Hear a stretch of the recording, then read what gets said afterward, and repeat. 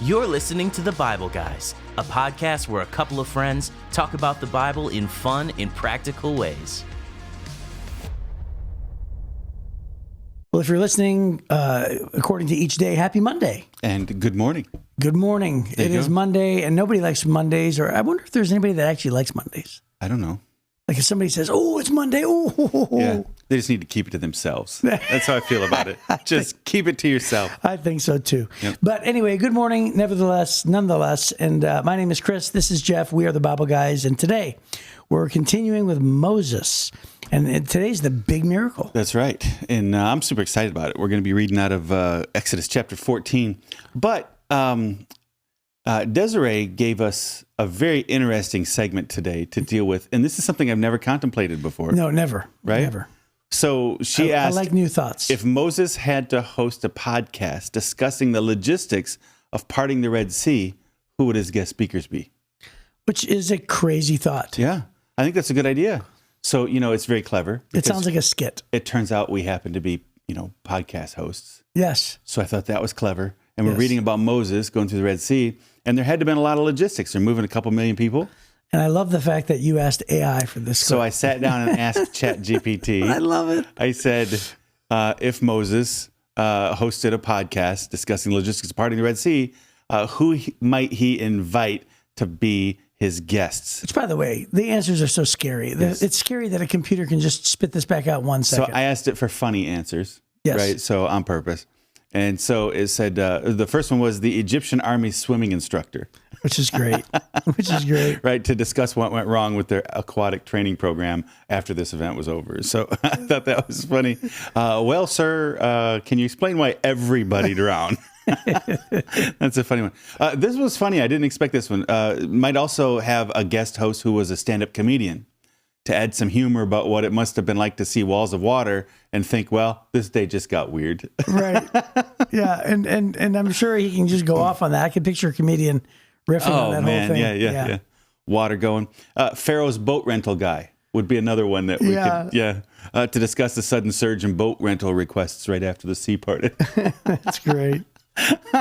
Yeah, I was just standing there and suddenly everybody wanted to rent my boats. Yep. A weather forecaster to explain how they totally missed predicting a sudden sea split in the forecast. Oh, there you go. There's that. Although I'm sure a fish, you could interview a fish to give the underwater perspective, especially the confusion about why their home suddenly had a no water zone. So there's that. Well, there's fish can't talk. ChatGPT doesn't know everything. Well, I'm pretty sure you're the guy who talks about Disney all the time, and Nemo talked. He did? Yeah. He talked to other fish, Jeff. Well, all I'm saying... He didn't talk to the dentist. I don't know. Remember? Yeah, I remember. The bird was yelling, and then when it went to the humans, it was like, rah, rah, yeah, rah, rah. Well, Moses also talked to God in a bush. It's true. So there's that. Bushes don't talk either. That's true. Right? It's true. And then a hydraulic engineer to sarcastically take credit for designing the world's first and only natural water gates. So there you go. That's it. I thought those were very, very useful. They could be interesting, and we could probably get some very dynamic conversation out of swimming instructors and Pharaoh's boat rental guy. So here's a thought. I wonder if there'll be a podcast in heaven. We get up there, and we're like, hey, where's everybody at? And we walk over, and they're like, oh, they're all over on the east wing. Mm-hmm. And we go to the east wing, and it turns out they're all just right. Yeah, today's is Moses' big day. Just listening to the big podcast. And I say, well, and then we say, oh my gosh, it took you 3,500 years to have a podcast. And then they say, what are you talking about? We just got here yesterday. But I'm pumped. There you go. Okay. That's rough, Chris. Come on. Very rough. Come on. Very, very rough. I think we're going to leave the humor to ChatGPT now. From now on. Just tell me something funny. Okay. Our Bible people appreciated that. Yeah, joke. that was a funny one. Okay, good. Okay. So there you go. I think that was interesting. Thank you, Des, that we would have never thought of those people. Matter of fact, I would have thought like, Aaron and Joshua and, just kind of nerdy stuff, but these were way better. Yeah, for sure. That's really funny. Okay. So then today we are picking up where God has sent the plagues upon Egypt. The Pharaoh finally says, just get out, just go, right? Mm-hmm. And then he continues to change his mind. And then he lets them go because we're not going to read the letting go part. That's correct. I just said he lets them go and says, just go. You said that? I just said it. I wasn't paying attention. Am I boring you to death? I'm not paying attention. I'm talking and you're like, yeah. I hope he quits making noise so I can say something So, ladies and gentlemen, Pharaoh's about to change his mind. In case you hadn't picked it up, apparently Pharaoh's going to let them go. Yes. Yes, but we're not going to read that part. I think Chris let us know. Okay. Here we go. Verse 5. Verse 5. When word reached the king of Egypt that the Israelites had fled, Pharaoh and his officials changed their minds. What have we done, letting all those Israelite slaves get away? They asked. So Pharaoh harnessed his chariot and called up his troops. He took with him 600 of Egypt's best chariots, along with the rest of the chariots of Egypt, each with its commander. The Lord hardened the heart of the Pharaoh, the king of Egypt, so he chased after the people of Israel, who had left with fists raised in defiance. The Egyptians chased after them with all the forces in Pharaoh's army, all his horses and chariots, his charioteers and his troops. The Egyptians caught up with the people of Israel as they were camped beside the shore near Pi-Hahiroth. How do you say that one? That's why I love that. Pi-Hahiroth, across from Baal-Zephon. Yeah, you're probably there you go. right on I got that one. Okay. As Pharaoh approached, the people of Israel looked up and panicked when they saw the Egyptians overtaking them, and they cried out to the Lord. And they said to Moses, "Why did you bring us out here to die in the wilderness? Weren't there enough graves for us in Egypt? What have you done to us? Why did you make us leave Egypt? Didn't we tell you this would happen while we were still in Egypt? We said, 'Leave us alone. Let us be slaves to the Egyptians. It's better to be a slave in Egypt than a corpse in the wilderness.' But Moses told the people, 'Don't be afraid. Just stand still and watch the Lord rescue you today. The Egyptians you see today will never be seen again. The Lord himself will fight for you. Just stay calm.' Then the Lord said to Moses, 'Why are you crying out to me? Tell the people to get moving. Pick up your staff and raise your hand over the sea. Divide the water so the Israelites can walk through the middle of the sea on dry ground. And I will harden the hearts of the Egyptians, and they will charge in after the Israelites. My great glory will be displayed through Pharaoh and his troops, his chariots and his charioteers. When my glory is displayed through them, all Egypt will see my glory and know that I am the Lord.' Then the angel of God, who had been leading the people of Israel, moved to the rear of the camp. The pillar of cloud also moved from the front and stood behind them. The cloud settled between the Egyptian and Israelite camps. As darkness fell, the cloud turned to fire, lighting up the night, but the Egyptians and Israelites did not approach each other all night. Then Moses raised his hand over the sea, and the Lord opened up a path through the water with a strong east wind. The wind blew all that night, turning the seabed into dry land. So the people of Israel walked through the middle of the sea on dry ground, with walls of water on each side. Then the Egyptians, all of Pharaoh's horses, chariots, and charioteers, chased them into the middle of the sea. But just before dawn, the Lord looked down on the Egyptian army from the pillar of fire and cloud, and he threw their forces into total confusion. He twisted their chariot wheels, making their chariots difficult to drive. "Let's get out of here, away from the Israelites," the Egyptians shouted. "The Lord is fighting for them against Egypt." When all the Israelites had reached the other side, the Lord said to Moses, "Raise your hand over the sea again, and then the waters will rush back and cover the Egyptians and their chariots and charioteers." So as the sun began to rise, Moses raised his hand over the sea, and the water rushed back into its usual place. The Egyptians tried to escape, but the Lord swept them into the sea. Then the waters returned and covered all the chariots and charioteers, the entire army of Pharaoh. Of all the Egyptians who had chased the Israelites into the sea, not a single one survived. But the people of Israel had walked through the middle of the sea on dry ground, as the water stood up like a wall on both sides. That is how the Lord rescued Israel from the hand of the Egyptians that day, and the Israelites saw the bodies of the Egyptians washed up on the seashore. When the people of Israel saw the mighty power that the Lord had unleashed against the Egyptians, they were filled with awe before him. They put their faith in the Lord and in his servant Moses. There you go. So they all drowned. All of them. Yeah, and so 600 chariots, the rest of the army, and then it said, and then all the other chariots of Egypt. So there weren't just 600, there were plenty, right? And it's just amazing to me how, do you think that 600 is a small number of chariots? Well, compared to 1 million people, I started thinking about the army force. Mm-hmm. But then I started, as you were reading that, actually, my brain started going to like these war movies in my mind. And I started thinking like, how many people can one chariot take down, right? Mm-hmm. So if you're in a chariot and you're just going up against defenseless people who are unarmed, I imagine a chariot can take down quite a few people, right? Oh, yeah. Especially you just drive by with a sword and kabam, right? Well, they some of those chariots in those ancient days, they would hook up essentially what would be like big swords sticking out from the wheel hubs. Yeah. And they would just go through and just mow people down. Oof. Yeah, it's pretty rough. So I don't know if the Egyptians did that, but I know that some of the ancient fighters would. Yeah. So it's just an unbelievable thing to think. Several things actually. One thing that stands out to me is the comment that says dry ground. So the water parts and this soil that had been under that water for how many years now, right? Since its creation, probably. Right. All of a sudden becomes dry. So the Bible doesn't give us details by accident. So otherwise they'd be walking in mud. Have you ever walked in mud so deep that when you're, I've actually had it to where, I know you have, where I actually stepped in mud so deep to where I couldn't pull my leg up.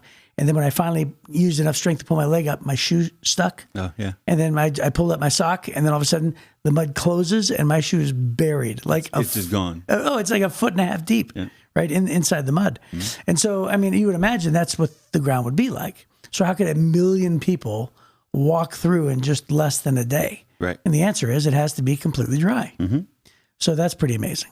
Well, I only know of one partial miracle in the Bible, and that was when Jesus healed that guy, his blindness. Mm-hmm. And the guy goes, "Well, I see people walk around like trees," and Jesus heals him again.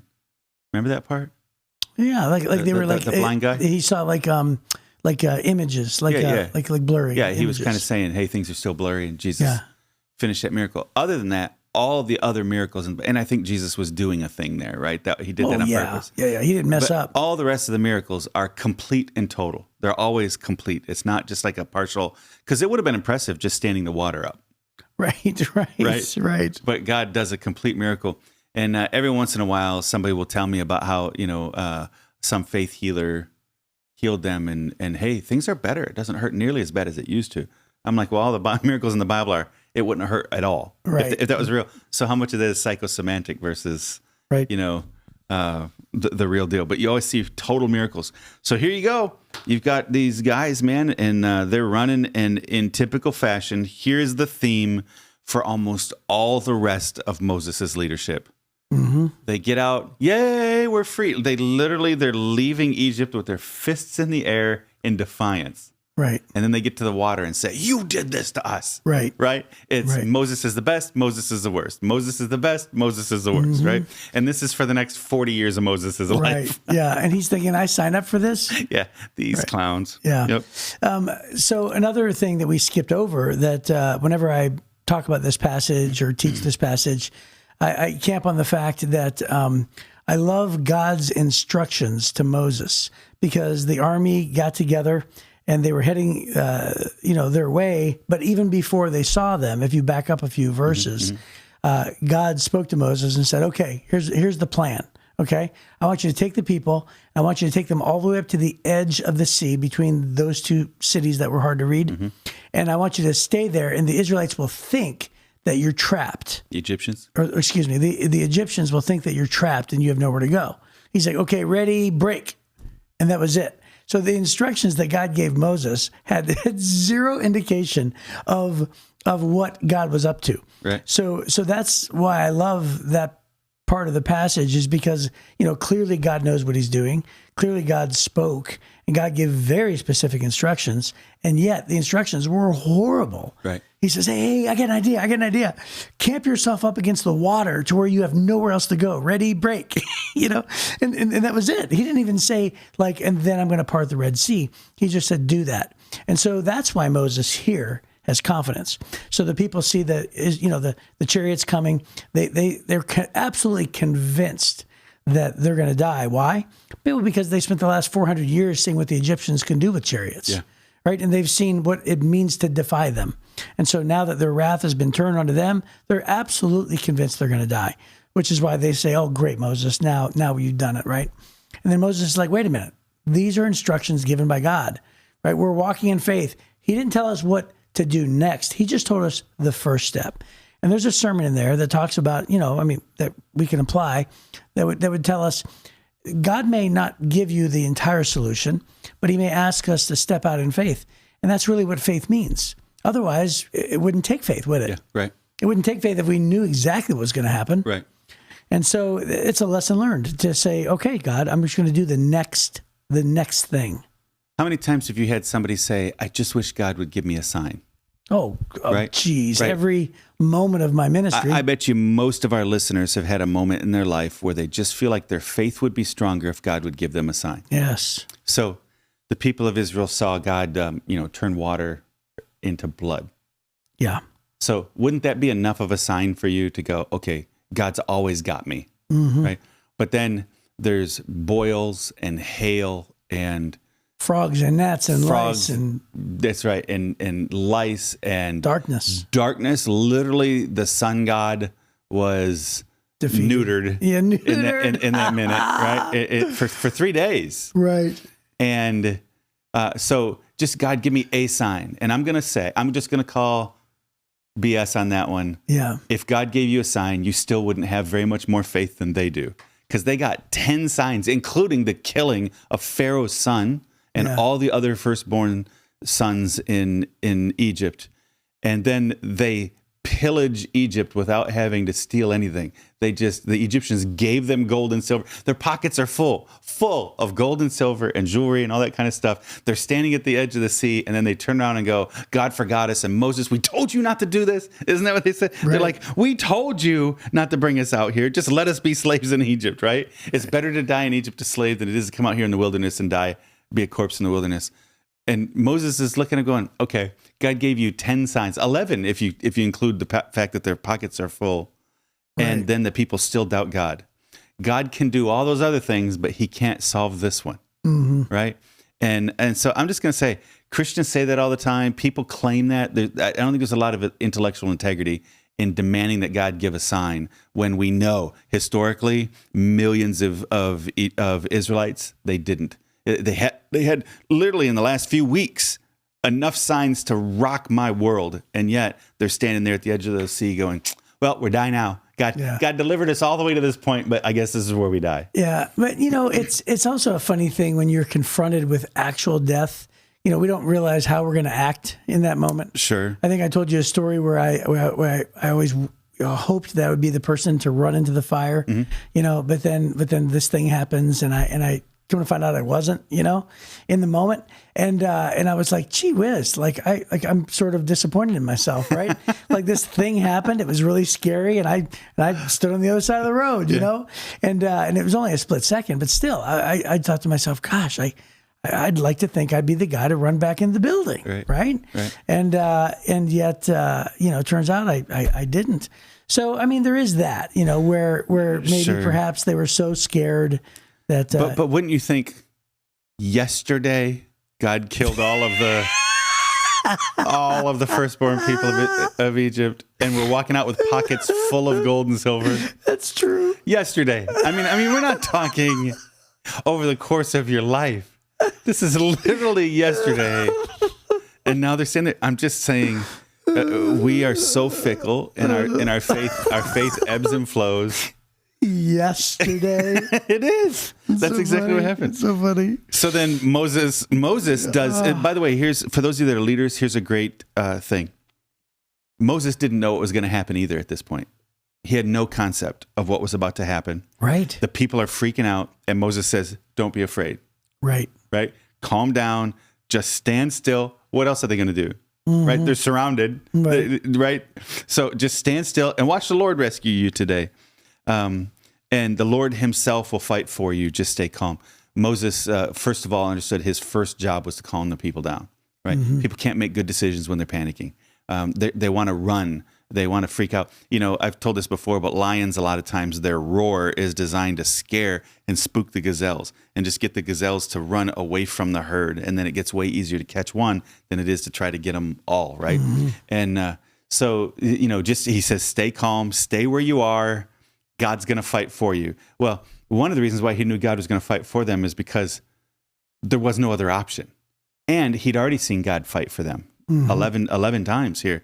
And so there was no other option. Just calm down. And that's I think, great leadership.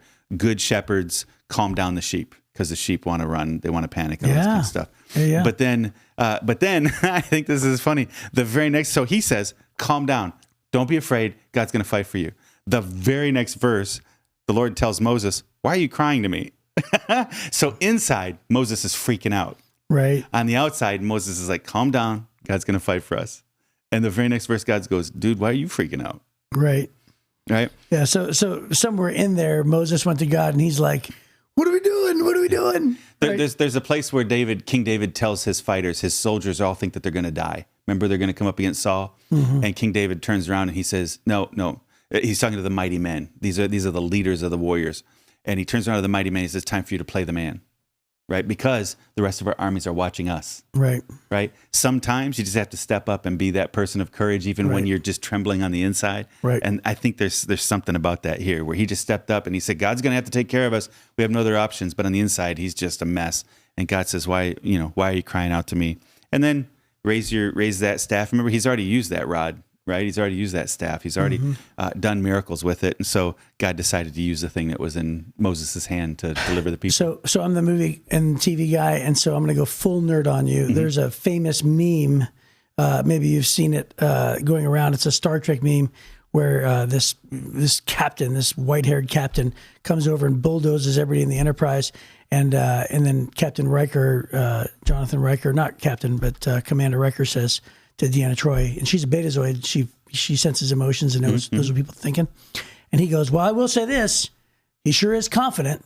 and she knows the inside of him. And she goes, actually, he's not at all. And so, and it cuts there, right? And so, and this thing goes, I've seen it 100 times. And it's interesting how, here's this goofy little nerdy show. And it's depicting exactly what we're talking about here. Right. Because it resonates with every scenario, doesn't it? Where as a leader of your family, you play the man, you be strong for somebody. Right. And on the inside, you're like, I sure hope so. Which, by the way, is exactly why it's so meaningful to me when John the Baptist sent that message to Jesus and says, just tell me so I can hear it from your own words. Are you the one that should come, or should we look for another? Right? Because his entire life, he's the one that says, he's the one. Then he sends a message to Jesus and goes, are you the one? So they're about to cut my head off. Just right. We're not fooling around with this, right? This is legit. Yes. Yep. And then another thing I was going to tell you is I was going to bring this up. Ooh, wow! It's almost time to go. But are you familiar with Ron Wyatt in Israel? All his diggings in Israel. There's a guy famous in the 50s, 60s, 70s, where he's so famous in that he uncovered so much evidence saying this is real, this is real, this is real. And there's a group of people that says, oh, he falsified evidence because there's no way one person found so many irrefutable things. But then there's another group of people that says, no. But up until this point, nobody had looked as hard as Ron Wyatt, right? And so people financed his expeditions, and he went and just decided to dedicate. And so anyway, so whether you believe in Ron's findings or not, he found a very particular thing that he claims that he knows exactly where the people crossed the Red Sea.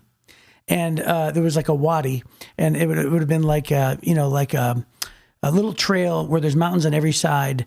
And so God would have told them to camp on this beachhead.